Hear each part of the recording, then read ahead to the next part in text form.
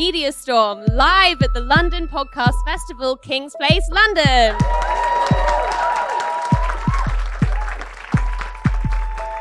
Now, Media Storm is a news and current affairs podcast, but so often when we're doing our episodes, we find ourselves talking about the wider media, be that films, TV shows, music, etc.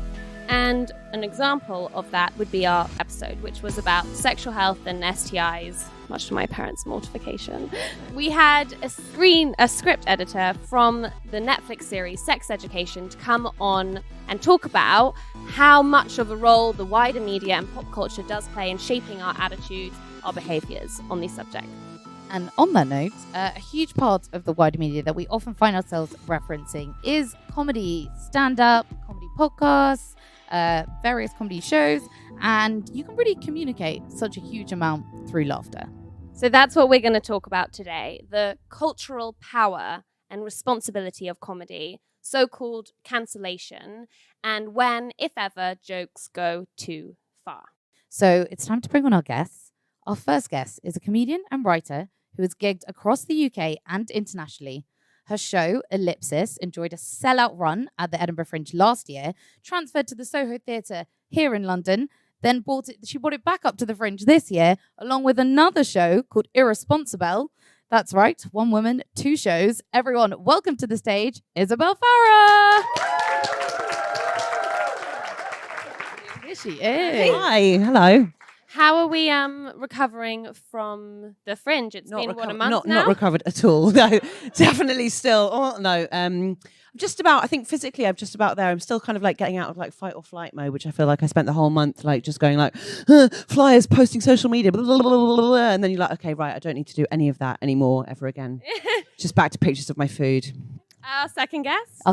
Wears many hats. Comedian, screenwriter, podcaster. You may have seen her on TV. You might know her little-known podcast, The Guilty Feminist, which, yes, is the driving force behind Media Storm. Please welcome to the stage the OG Guilty Feminist, Deborah Francis White. Woo! Hi, Deb.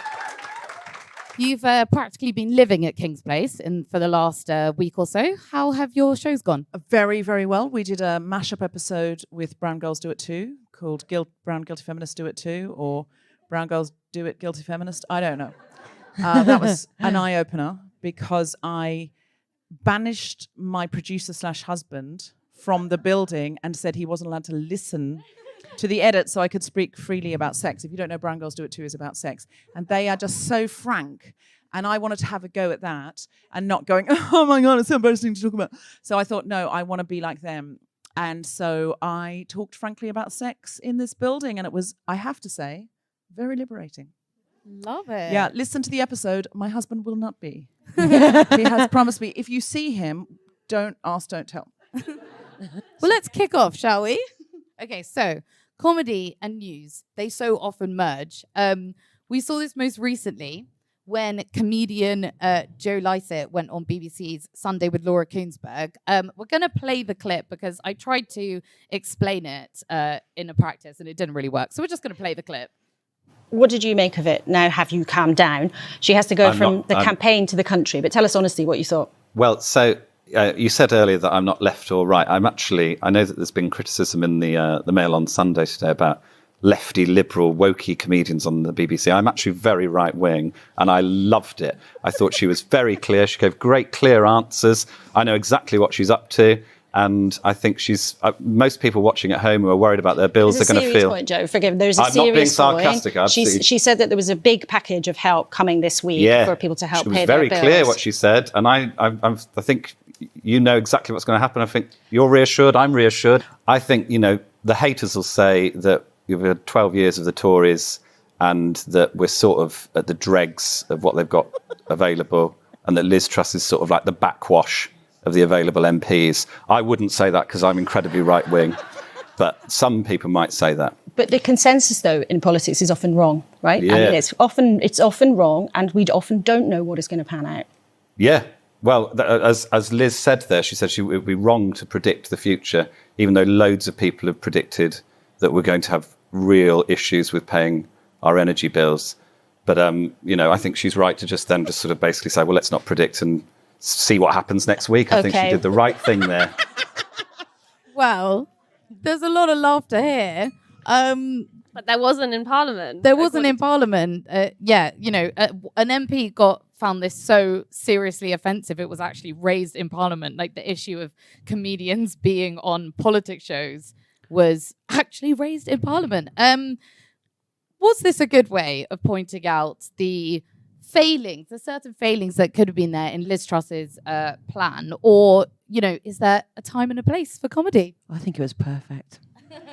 So I just think it was absolutely pitched completely correctly. Also, I can't believe British people are complaining about someone going on TV and being sarcastic. I'm sure, if you wanted a serious political opinion, why did you invite Joe Lycett on? I'm not saying he's not a serious political commentator, but he clearly has got some incredible points to make. But if you wanted someone like an economist or someone who really seriously is going to look at the cost of living crisis, then get them on, fine. But they probably put him on as probably a little bit, to an extent, the fluff, who wasn't going to make a serious point, or maybe didn't have the facts and figures to back it up. But he did exactly what he does perfectly. So yeah, that was an unfunny answer to it. No. But yeah, no, I think it was. But there's perfect. a time and a place for comedy, right? Well, yeah. I agree, because my experience of going on any kind of show where you're asked your opinion is to be so taken down that you can get quite wound up as a comedian. And particularly, I think I get asked on shows to be Mary Whitehouse. If young people, you may not know who Mary Whitehouse is. So in the 80s, there was a self-styled, she identified as a housewife, just to be clear. That was her self-identification, so it's not for me to undermine that. But she got whipped up about increasing sexual content on the television, and she was basically banned as filth. And at that time, anybody who was trying to censor was seen to be automatically right-wing. And so I find the BBC often call me up and they say, okay, here's one that I got. There's going to be a Benny Hill fun run. If you're very young and you don't know who Benny Hill is, this is all going to take a long time. He was a comedian from the 70s who ran around lustfully after young women in bikinis. And you'll know his theme tune, which is... And it was always in fast motion. So the Benny Hill fun run the idea was women would run around in bikinis and high heels, and men would dress up like Benny Hill and run after them. And they'd all raise... Is this serious? Yeah. And they'd all raise money for their charity while the theme tune played. Now... This was like just before the pandemic. So this is recent. And so I got so many, because I got a call from every arm of the BBC going, will you come on? And what do you think this is doing for feminism? Is this right? And I got constant phone calls. I was like, yes, it's me again. Yes, Benny Hill fun run, I've heard, yeah. They all wanted me to come on and be Mary Whitehouse and say, ban this filth. And my response to all of them was, you don't understand. I'm a Generation X stand-up comedian. I am not for censorship. And they keep trying to back me into a corner where I say, we shouldn't have these things. And I'm like, if people, what do you want me to say? They're like, well, what we want you to say, we've got some right-wing men's rights activist on, and we want you to say, this is horrendous. And I'm like, look, at the end of the day, if people want to put on bikinis and run around in a park, is that doing a lot for the sisterhood? Obviously not. However, if that's their choice, and I don't think it's doing a terrible thing either. It's just some women in bikinis running around a park. And we are now at a point of feminism where we must celebrate our bodies, or at least accept them and be happy to put them on display if that's our thing. So I'm just like, I don't want to spend all my time asking for people to put clothes on. And it's just not what I'm riled about. I feel like when I go on those shows, they're trying to get me to get whipped up into a frenzy. So if I were backed into a corner about the Benny Hill fun run, I might do the same. I might go, I might go, well, when's it on? Because I've actually got a lush new bikini. And listen, Benny Hill, what a legend. I might do that because it would piss them off. Because they're wanting me to get very upset about, I'm like, what does it matter? Like, seriously, with the way climate change is, we'll all be underwater in 10 years. Is this our biggest concern? That is interesting. And maybe what the Benny Hill anecdote communicates is that some things that are funny one day and normal one day, tomorrow might be seen as less funny and less normal, or maybe more funny because they were once seen as appropriate. And this is something that comes up in the conversation around comedy and correctness a lot, is this idea that you can't say anything anymore, or that joke you wouldn't get away with it these days. And the implication there is that maybe it's unfair to retrospectively deem something inappropriate when times have changed. But perhaps another way of looking at it is, was it ever actually okay? And what is coming to my mind right now is I'm rewatching, for nostalgic reasons, How I Met Your Mother, which was this noughties sitcom, right? Me and my brother used to watch it late at night and we found it hilarious. And I don't remember thinking that it was inappropriate. A horror show. Yeah, or a horror show. Barney Stinson, he's a character whose comedic profile is based off ever more creative ways of sexually manipulating women into bed. In one episode, he dresses up as your stereotypical lesbian woman so that he can dupe a gay woman to sleeping with him. In another episode, he brags about filming hundreds of women having sex without their permission. And then he says, I think at one point I actually sold a woman. I didn't speak the language, but I shook a guy's hand. He gave me the keys to a Mercedes and I left her there. And then the tape goes,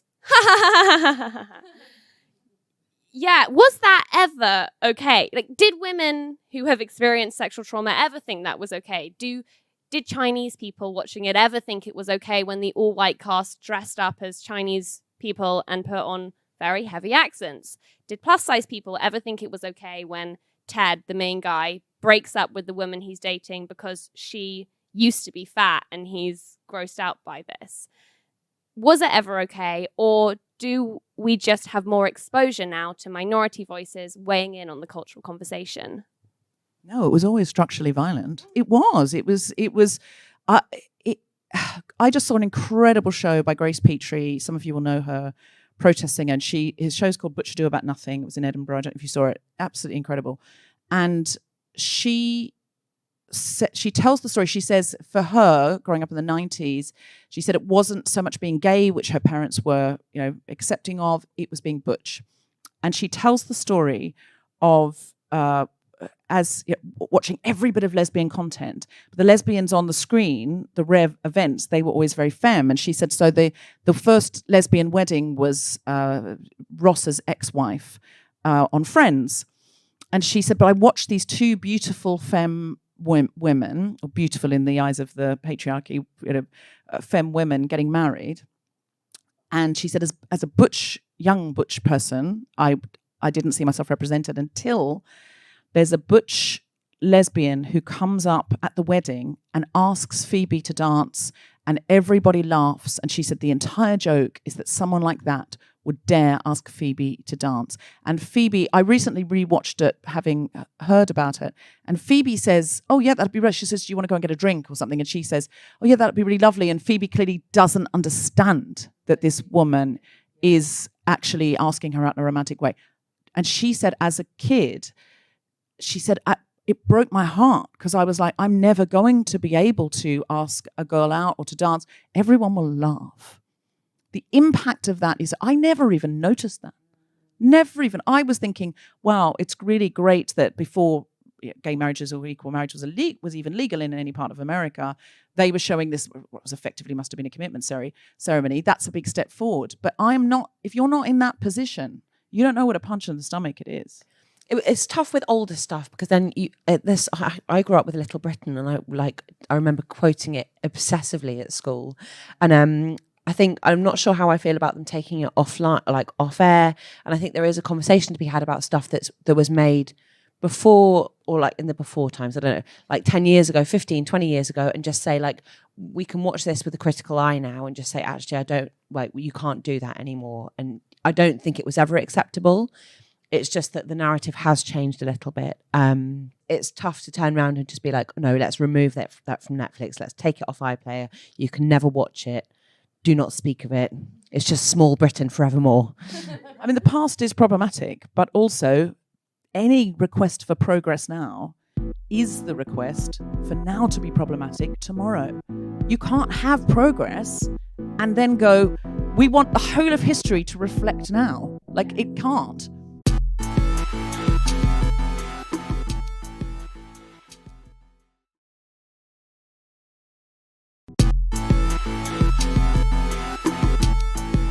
We do have louder minority voices calling it out now, which is probably why we're more aware of it now. And, you know, we have social media. They have easier outlets. There are far easier outlets to call it out. I think a key example of a louder minority group was when Jimmy Carr's Netflix special was released late last year. In the show, he made a joke. I don't know, a joke when he said, when people talk about the Holocaust, they talk about the tragedy and horror of 6 million Jewish lives being lost to the Nazi war machine, but they never mention the thousands of gypsies that were killed by the Nazis. No one ever wants to talk about that because no one ever wants to talk about the positives.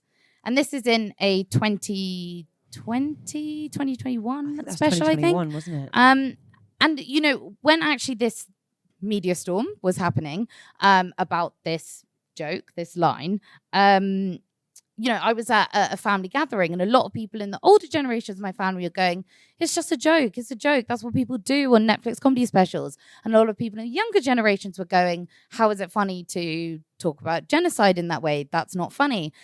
And I kind of thought, I don't know, I feel like the only people who can say whether it's funny or not are people from that community, from the Gypsy Roma traveller community. I think one of the difficulties is that, like, obviously we can all go, oh, you can decide whether or not that's funny. I think the thing is that if we accept that the narrative is that you can just make a joke about a minority group and a whole room of people and a major streaming service aren't going to say, oh, do you know what? I'm not sure we should put that. I think we can probably cut that joke.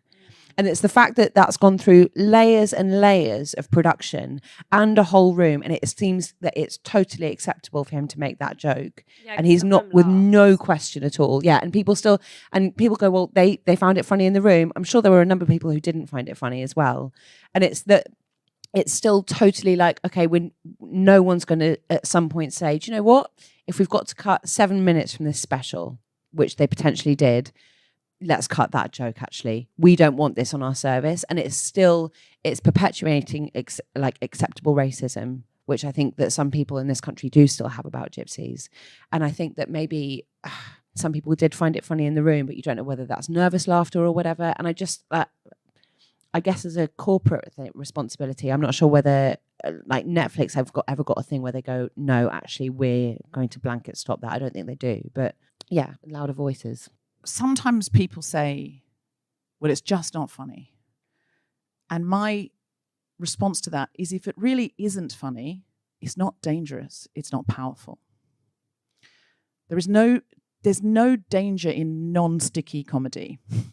So sometimes I see some new act edgelord, Roomba pub, and he's doing ghastly, disgusting, just references about sexual assault and just horrible things. Deborah, this is very triggering, actually. I understand. Has just been at the Edinburgh Fringe. Yeah, I feel your pain. And no one's laughing. The audience are like, and he doesn't know how to construct a joke well, because it is always a he. And let's be honest about who it is. And he doesn't know how to construct a joke well. And I show no concern for that, because none of his jokes will be later used as hand grenades and missiles. And in fact, whenever young, edgy, edgelord comedians chat to me, I say to them, if you're not very good, you don't really need to worry about social responsibility, because nobody is going to repeat your jokes. No, they're not like little handy, racist or misogynistic or homophobic missiles that can be put out into the world. If you're good, if you're really good, And the better you get, the more you have to think, how could this, which is just a laugh in the room, it's a shock laugh in the room. I don't think Jimmy Carr cares either way about Roma people, about traveling people. I don't think he cares about those people. I don't think he knows anybody, and I don't think he hates them, and I don't think he cares. What he's doing is saying the worst thing he can get away with to make people laugh at his bravado. And he doesn't see that when he releases that stone in his slingshot, as it propels forward and goes over the heads of his audience, he just sees the laugh. Look what I got away with, and that thrill, and how funny I am to say this shocking thing and to be able to get a laugh from it.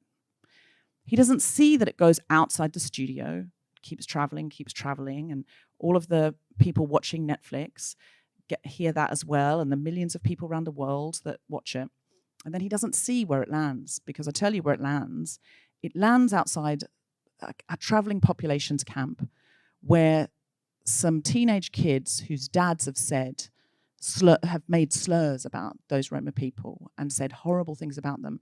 Because in this country, Amnesty International have said that the most marginalized group of any group in this country, the group that is suffering the most structural racism, and the group that part of that policing bill was designed to destroy, is traveling Roma people. So those people don't need people shouting out of cars a version of that joke that makes life significantly worse for them. That is what Jimmy Carr doesn't get. That joke will get repeated, because what I've been hearing as well is that these jokes are being thrown around in school playgrounds, and it can be really difficult to be a kid from that background. And a lot of them, because of the bullying, will be taken out of school and homeschooled. A lot of people might react and be expelled. And something that's really sad that came up again and again with people who I interviewed from this background is like, oh, we know how to cope, because any Romani kid, any Roma kid is raised being told by their parents that you just keep who you are inside. You be quiet about where you come from, because otherwise people will treat you differently. And that is resulting in a real mental health crisis and a suicide epidemic among youth members of that community. And so it's not the question, is it funny? It's, what does it do in the real world? And if it's a well-constructed joke that surprises you, and it does a twist, which is what Jimmy Carr always does. Jimmy Carr's jokes are pretty much all constructed the same way. He's great at writing jokes. He writes a really clever joke that makes you laugh because he pulls the rug. So he's a really good craftsman in terms of gags, and that's why when he chooses to write about people that are already having a structurally violent / physically violent experience, it adds weight to that camp. People sitting at home, I hate them. That joke now becomes part of their arsenal. It doesn't matter whether he's racist. Doesn't matter whether Ricky Gervais is transphobic. Because some people are. Because, yeah. Also, like, when I started, it was a big thing that someone was like, just don't punch down. You can always take the piss out of someone who is structurally more privileged than you. And so you have to recognize what your place is in that structure and go, right, I can take the piss out of this and I can do this. And it's not like I don't take the piss out of certain things when I'm on stage, but I'm so careful about like certain things, and also then just get a few people to check it over and just say, like, because I as a cis woman and also in my 30s, I talk a lot about like dating and things, and I went through with someone who's probably a little bit more literate about trans issues and said, how can I make this a little bit more inclusive? Just not because I think it was particularly offensive, but just to go like, okay, how can I make all of this just sound a little bit more nuanced for someone who isn't cis, because I can only write from my own experience. And I think it just was, that joke from Jimmy Carr felt quite cheap. Like, he could have probably written, he's a very, very skilled writer, very skilled comedian, and he could have written something that, or, 1 minute of material that could have done a million other things, but instead it was just like, oh, did you have to? Like, did you really have to? Isabelle, the problem is, how do you punch up if you're on £4 million, a Netflix special, and you are asked to play the Prime Minister's son's birthday party? They're your friends. There is nowhere to punch up because they are not anymore in the position that really jesters were in, which is you're a bit lowly and marginalized, and you're like pointing at all of the ridiculousness. That's really what the stand-up comedian is. Now stand-up comedians are kings and gods. How do they punch up? And therefore they punch in every single direction and they just don't care where it lands. So then really is part of the issue that there is such a significant, there's usually one type of person doing comedy, and I know it has diversified a lot over the last, 10-ish years, but is that part of the problem that we usually get those jokes from one certain type of person who's usually a man, probably white, probably middle class? I know that I think there are some incredible posh white male comics that aren't choosing to use their power recklessly. I think that's the case. I do think the push for diversity in comedy and the successful push for diversity in comedy, which we've both been part of, is a wonderful thing. And it's changing the face of comedy. God, in Edinburgh, I saw some great shows this year. I saw some people with opinions. I saw some people who had different life experiences. I'm very interested in hearing jokes about transitioning from a trans person, so I'm sure it's really funny. I am not at all interested in hearing jokes about transitioning from a man like Ricky Gervais, who is colonial in his comedy. It's like white men going into India, smashing everything up, laughing at turbans, laughing at, isn't this funny the way they do everything? And then going, oh, verandas and pajamas are good, we'll take those home. Like, fuck off. It's not your place, Ricky Gervais. This is not your world. You don't understand it. You don't have any investment in it. You just think it's funny. You just point and laugh. You're colonial. What we really want to ask then is, can a comedian actually be cancelled? Yeah, and what do you do in this situation? Because Jimmy Carr faced a lot of vicious criticism online and saw himself as having been cancelled. Like Dave Chappelle had Netflix walkout when his comedy stand-up in 2019 made jokes that were pretty nasty about trans people, Chinese people, child abuse, and Netflix ground down, backed him up, and he won the Grammy for the best comedy album. But he said that he had been cancelled.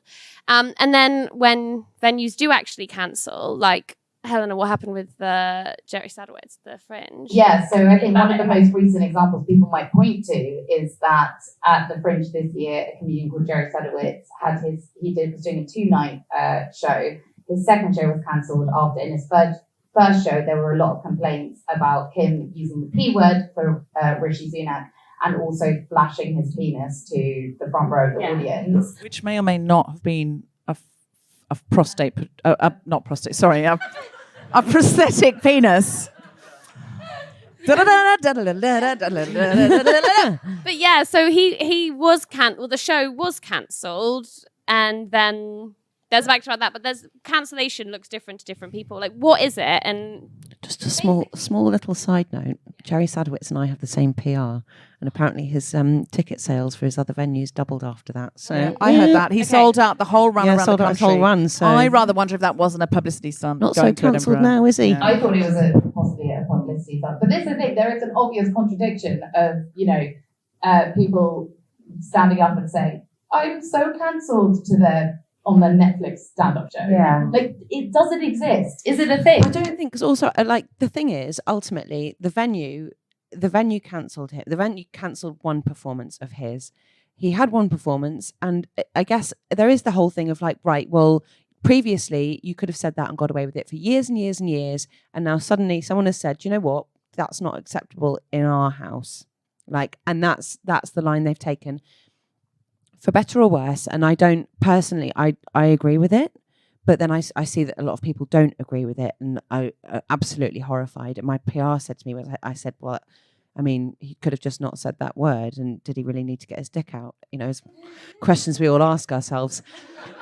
I actually get my dick out the whole way through. No, but and my PR was like, oh, I expect no racism and sexism in your show then, and I was like, well, yeah, I mean. Yeah, like you won't be getting any. So, but it just feels a little bit, I'm sorry, it just sounds really whiny to me. I'm like, I can't say that anymore. And my show got cancelled because I said something racist. And I'm like, well, all right, what did you want? Like, were you expecting not to be? We've always not been able to say things anymore. Yeah. This is it's where people are acting like this is a new phenomenon. Go back and watch some 70s comedy. Seriously, go back and watch Love Thy Neighbor. There's a reason it is not repeated anymore. As society progresses and minority groups fight for their rights, fewer and fewer things are available to say about those minority groups that are pejorative. That's always been the case. It's always been the case. If you don't believe that, go back and look at some literature that we don't look at anymore, because it's fallen out of the canon because it's racist. It's fallen out of the canon because it's overly misogynistic. That's always happened. It's because art reflects the society it's in. That's just always happened. But now it happens more quickly because we can see this big response on social media.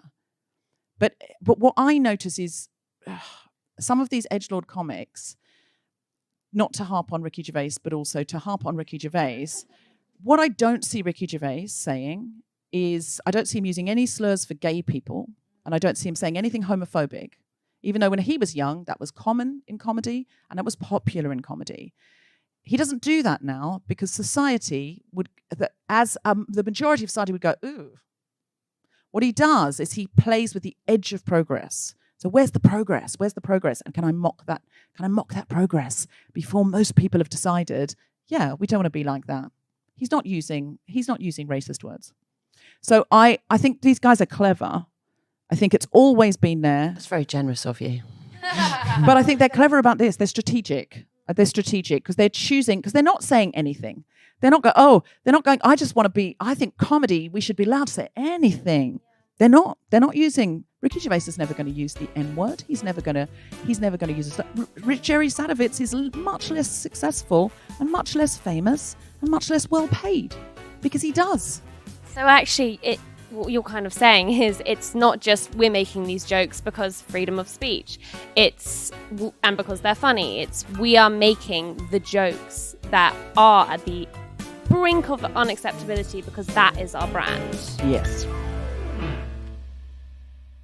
That's all from this series of Media Storm, but we're cooking up some exciting plans for Series 3, so see you in the new year. Make sure you listen to the latest episode of The Guilty Feminist, live from Auckland, featuring Cal Wilson, May Chen, and Grace Petrie. And if you want to find out more about what we spoke about in this episode, one of Media Storm's investigations this season looked at the rise in hate, targeting Gypsy, Roma, and Traveller people. If you haven't heard it, do go and listen for some lived experience insight into the impact of jokes like Jimmy Carr's. Just scroll back on our feed and find our episode, Gypsy, Roma, Traveller. Why is prejudice on the rise? From me and Helena,